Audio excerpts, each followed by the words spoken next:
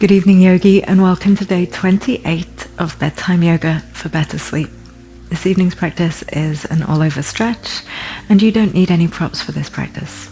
But if you do have a blanket, if you like some support in kneeling poses, have one close by, and the same with some blocks if you're on the tighter side in your hamstrings. We're going to begin this evening's practice in a Sphinx pose. So come on to lying on your front.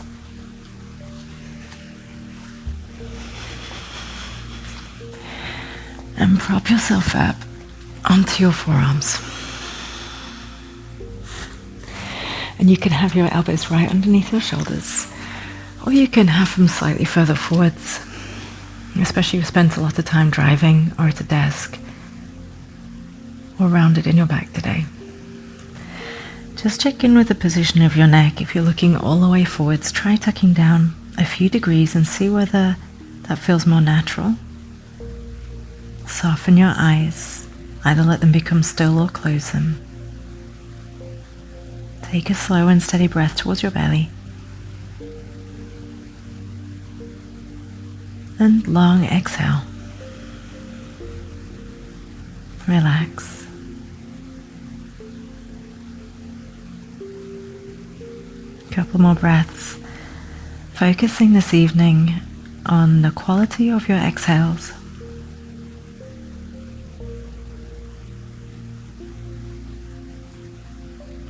Making sure you're not cutting them short.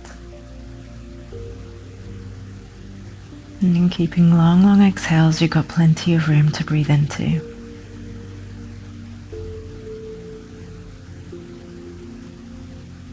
Lovely. Widen your elbows, lower down, head to hands.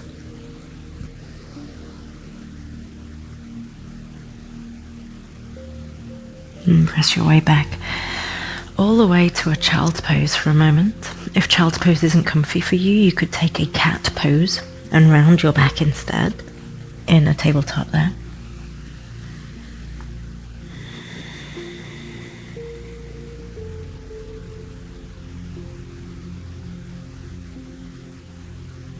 Just take your breath slow and low in towards your low back.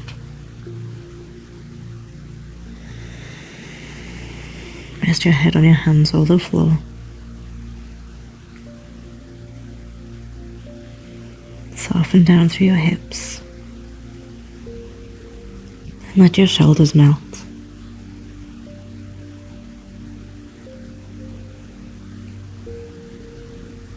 And let's rise back up to a tabletop. Now if you'd like some cushioning under your knees, you could slide your blanket underneath there. We're going to take your left hand to the mat and right one up to the sky for rotation. And you could stay here if you like, or if it's comfortable for you to do Parsvapalasana, thread the needle, you can bring your right arm through between your left hand and left knee and rest it down onto the floor. For some people this can be a little bit of a tricky or awkward pose, so that first variation is good. Gently, if you're in the rotated tabletop, thread the needle, push into your left fingertips to stretch out your upper back.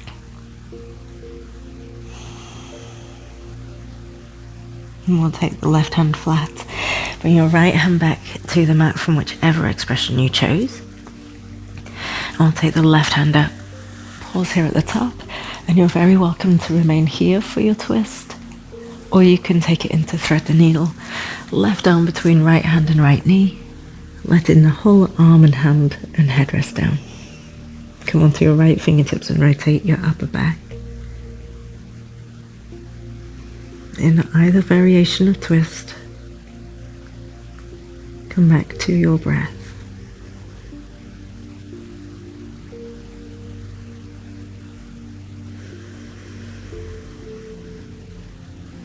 And carefully come back, both hands to the floor in a tabletop pose.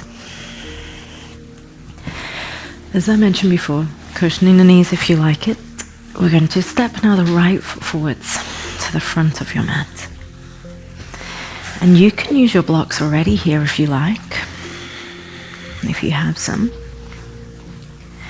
placing them underneath the hands for stability, sinking forwards and down in your hips. If you don't have blocks or you'd like to come up a little bit higher, you can have your hands on your front knee. Just sinking gently.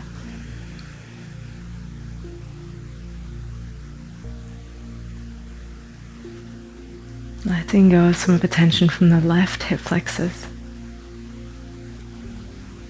Shoulders can soften away from your ears.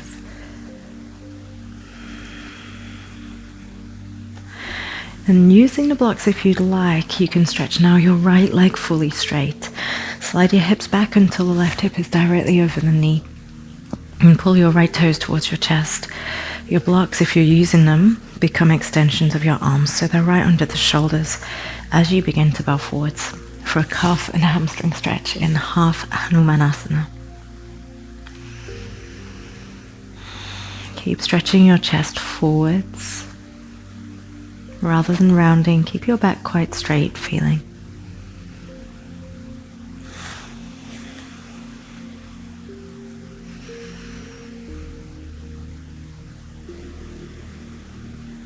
Wonderful. Come forwards and down with the hips. You can move your blocks out of the way for a minute. And walk your right foot out to the right side of your mat now for lizard pose. So right toes towards the outer edge of your mat. And rest down onto your hands. You might even come down to your forearms. Or if your blocks are close by, you could pop your forearms onto your blocks.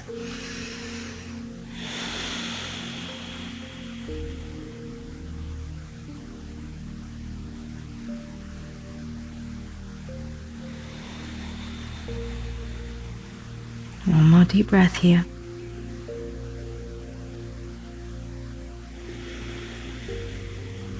Now, choosing what's most appropriate for you this evening and in your body, you can either roll all the way onto the outside of the right foot, so your right knee goes really wide. Stretch your glute more. Or if you enjoy a pigeon pose, you can wiggle your right foot to the left side of your mat and settle in for a few breaths in pigeon. So both of these get into the right glutes more, the right hip more. Whether you choose to take the variation of lizard or pigeon is entirely up to you.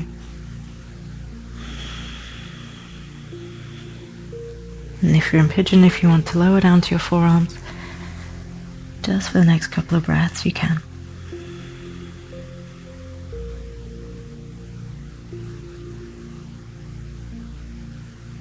On your next exhale, just letting go of some tension from your shoulders and your hips.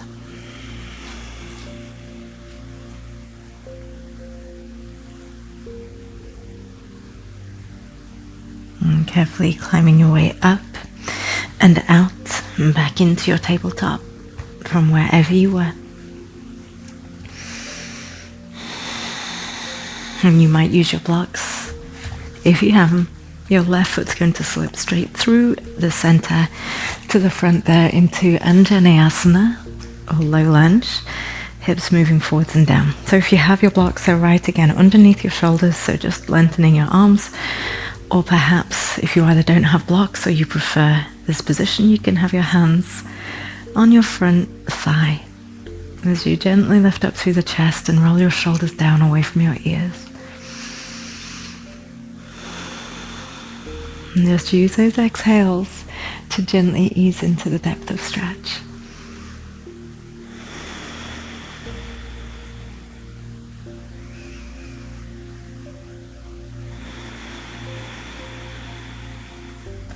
And slide back with your hips. Place the right hip directly over your knee. Stretch your left leg fully straight. Draw your toes up towards your chest. Begin to fold in your half split. You do not have to be on blocks. You can be lower. As long as you feel good about it, you're not feeling like you're rounding your back, you're not forcing anything.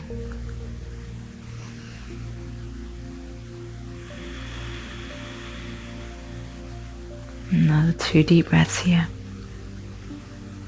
Gently pull your left hip back in space and heart forwards. Let the exhale carry away what you're holding.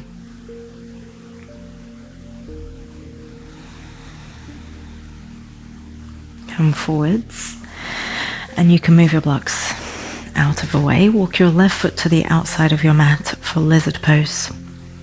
Sinking down either onto your hands or maybe your forearms or maybe to your blocks as a middle waypoint. Feeling into where you feel your stretch here.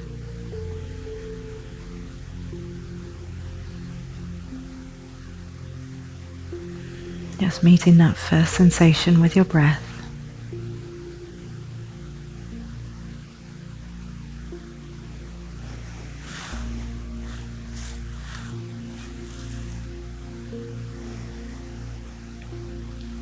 And then either roll onto the outside of your left foot and wean the left knee off wide, or if you prefer a pigeon pose and it works in your body, wiggle your left foot across to the right side of your mat, tuck it in a little bit and sink equally through both hips for pigeon.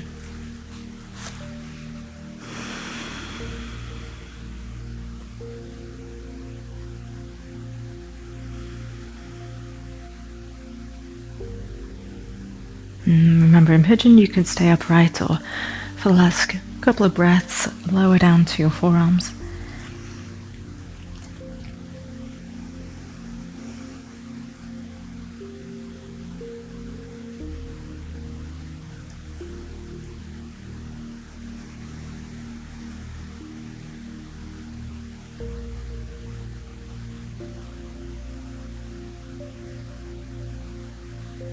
Now if you're in pigeon pose, the easiest way to transition to the next movement is to lean onto your left thigh and sweep your right foot around, so you end up in a cross-legged seat. If you are in lizard pose, you could slide your right shin up behind your left ankle and take a seat, or freestyle it down to the ground in a way that works for you. And we're going to cross. We've got right shin in front of the left. Now if you want to lift that right knee up to the ceiling, and your foot can either sit in the shin side of your leg, or you could take it to the outside. I've set up on my blanket here to be more comfortable too, so feel free to elevate if that helps you to enjoy your poses more. We'll sit up tall and turn towards your right knee, so turning to the right. Use your left hand or forearm and gently hug your knee in as you twist. You can put your right hand on the floor behind you to stabilize, and turn your head to face all the way back. Stretch your neck also.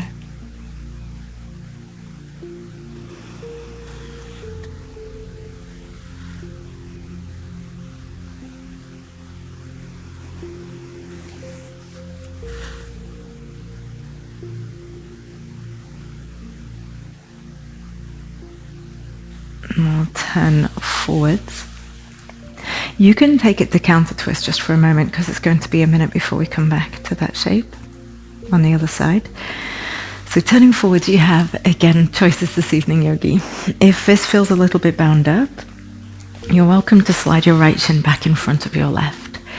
If you are quite comfortable in cow face pose, you can slide your right foot instead to the outside of your left hip, so that your knees somewhat stack on top of one another. So either take a right leg in front of left cross-legged seat, or right leg on top of left cow face, and sit up tall in either variation. And take the arms out wide. Big breath in, and wrap your right arm under your left into an eagle. So hold your shoulders, or put your right fingers in your left palm.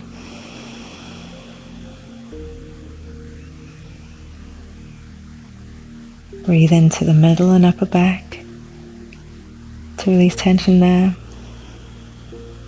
and soften down into both hips on your exhale.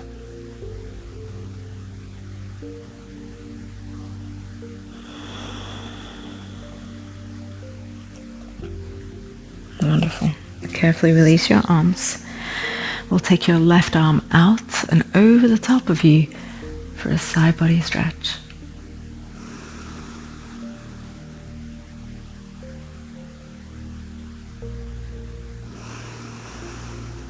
One more breath here.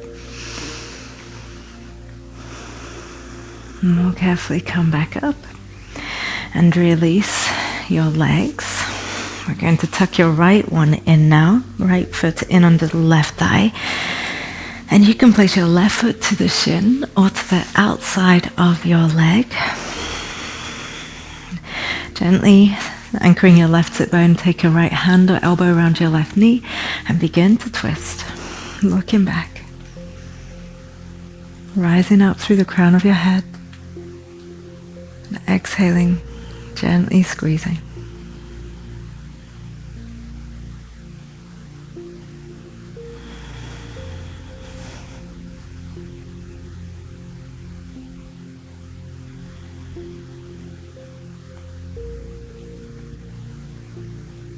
And you can unwind. If you need to counterpose this side too, just to feel centered, that's okay. And come back to the middle.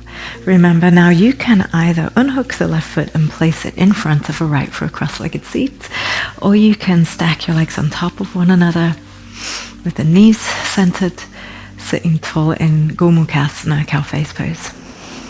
Take your arms out wide, deep breath in. Wrap your left arm under your right and either hold your opposite shoulder and stretch there, or come into Garudasana, arms, equal arms.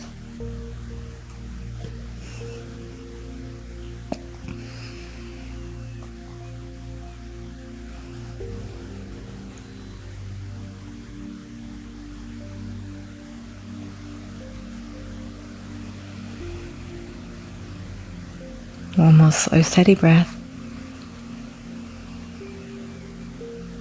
Focus on your exhale. Soften, release a little into the pose. And let go.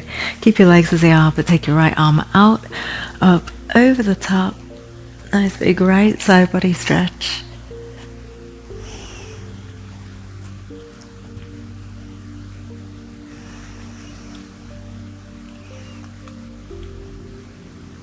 Well done, yogi. Come on out of this. All the way upright. If you're in cow face legs, stretch them all the way out for a second. They'll be ready probably to release that. And then simply sit comfortably for a moment with your hands at prayer position. So thank yourself for coming to your mat this evening. And let's breathe in together and out together. Wishing you a restful night of sleep, yogi. Namaste.